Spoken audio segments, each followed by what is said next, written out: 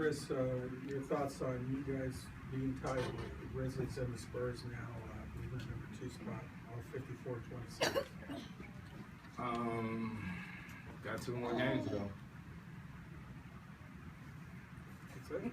Yeah, I mean, I guess it's a good position to be in. I don't know what to say. If we won, let's keep it going. Chris, knowing that you guys are tied second in the West, how do you guys stay balanced and not get too high, get too low, just continue with the business at hand? Just to keep doing it. I don't know what we done won. What?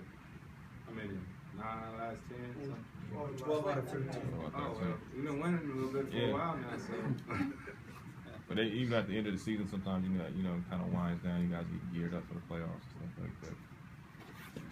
Yeah, just understanding how important every game is to get home court advantage. You know, so, good win tonight. We'll get ready for Denver on Monday. Another big game for us. Chris, you watch all these games regardless, but are you tracking this stuff? I mean, it's weird. It's a 3-way tie for the second seed. It could be a 4-way tie tomorrow. I mean, do you even track that kind of stuff yet? Or not really. I watch all the games and stuff like that, but I realize that you can only control what you do, and that's winning. You know what I mean? So we win games. I mean, none of us are playing in other games, can manipulate or anything like that. So if it happens, it happens.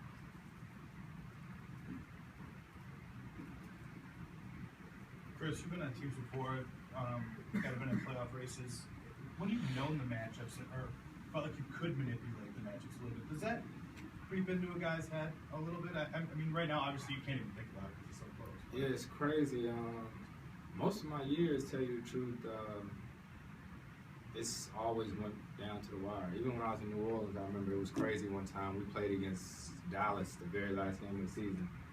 No, we played Dallas the last game of the season. Jay Kidd last game, and he got his 100 triple-double. And if they beat us, we met them in the first round. That's right, man. That's Antonio.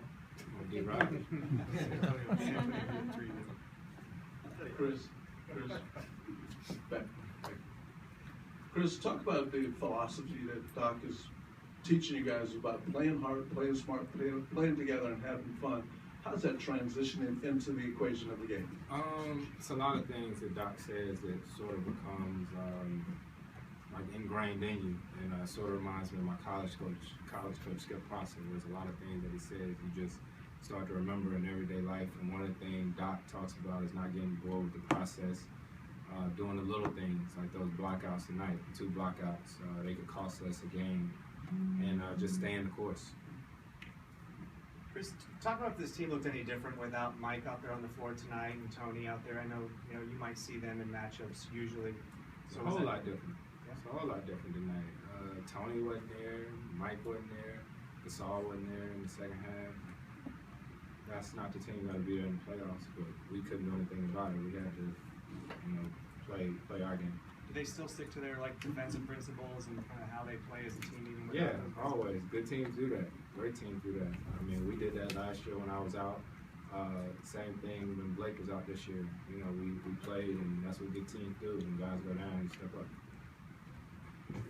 Chris, I know you said you want to play all 82 games this year, and Doc has said if a guy tells me he wants rest over these last couple games, he'll give it to him. If they want to play, let them play. What's your stance on that? I'm cool. I'll rest tomorrow. Right? Chris, you gave away your tickets tonight to fans from 1914 on Instagram post about it. What is it about that group and that you like, that you noticed, and can something like that spark a home court advantage maybe to having fans? I mean, I don't know. That was a personal thing where I've known those guys sort of since I got traded here. Their energy has been amazing. How much they dedicate to every game.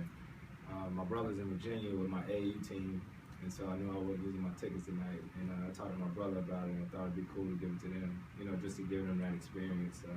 Sitting down there. I'm not sure how many games they come to, but I'm sure it's cool to sit down there for a game. Thanks, guys.